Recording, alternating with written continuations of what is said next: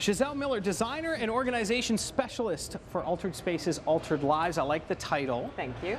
Because it suggests that there is a correlation between how you how your living space and how you live your life. Absolutely. You know, if you're living in a cluttered environment, it definitely has an effect on you, not only in the visual appearance of your home, but it does start playing within your insides. So it gives you plays it's an with emotional your toll on you. Absolutely. Huh? Let's talk about something that a lot of people dread. It's the change of seasons and organizing and taking a look at what you used and didn't use and where you're going to put it all. Right. Well, Let's you know, talk it's about March that. 1st. I was really hoping that we would really be in the spring mode, but Sorry. Unfortunately we had that other, bout of snow, but that's Yes. okay. I mean, going into the transition time is never easy.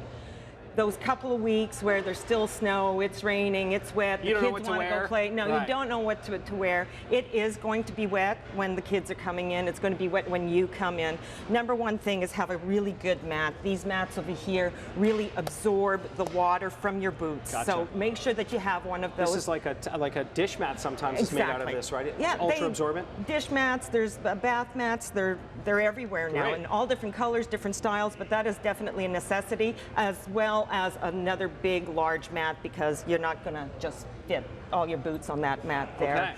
Okay. So it is going to be a couple of weeks where transition is going to be slow. A lot of patience is going to be needed, and it's going to also mean that family members are really going to have to get together to do this on their own.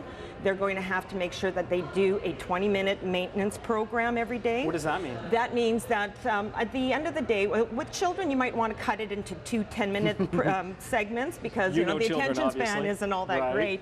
But you might want to do is go around and pick up items for 10 minutes and put them away. That's the maintenance program.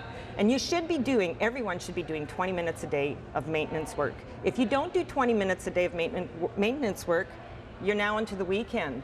You haven't done those 20 minutes, You're right. you now have 2 hours on You're the so weekend right that about you that. need to be doing work. You know what's funny? We walked over here, and this is I walked over, and it immediately I was just like, that's just impressive. I just like the look of this. Everything has its place, and there's something calming about that for me. Exactly. Well, there's different methods here. I brought a couple of different organizing articles here that I like to use. This one here is for the doors that open. It's not for the sliding doors. Gotcha. So this really works. You're running in and out. It's nice to be able to hang that on the back of your door and just grab the things quickly. So like I have my keys, they're right there. Right. I now need reading glasses. I'm always leaving without my reading glasses. I do own 20 pair, but I'm never with them. So as I'm walking out the door, I see this. Gotcha. I'm able to grab that. My flip-flops, whatever the kids need, some extra little mitts and things like that. Yeah. So you're able to do that. Over here, what I have is a multi-purpose bag. As you can see, there is a little refrigeration sack here. Good. So this is a good emergency kit or a travel kit with the kids. So you've got that bag, you need to head out, grab that bag, you've got your juices, your snacks, so that's going to stay nice and refrigerated. Grab the things that you need your sunblock, then we're out of here. We need to go to soccer, we need to go and do all those things. I like the fact that we're in that in-between season. Some days you'll need the winter gear, some days you won't. I see that you have a variety of different things for different conditions. Absolutely. Going here. We're quickly running out of time. We got a boogie, but this is really cool, smart. I mean, you need your umbrella winter and summer here. Right. So I love this because it does have the extra packs over here, so mom and dad can keep their gloves nice in there, where the kids are just going to shove their gloves in here. Make it fun for the kids. Get something that's really colorful and decorative.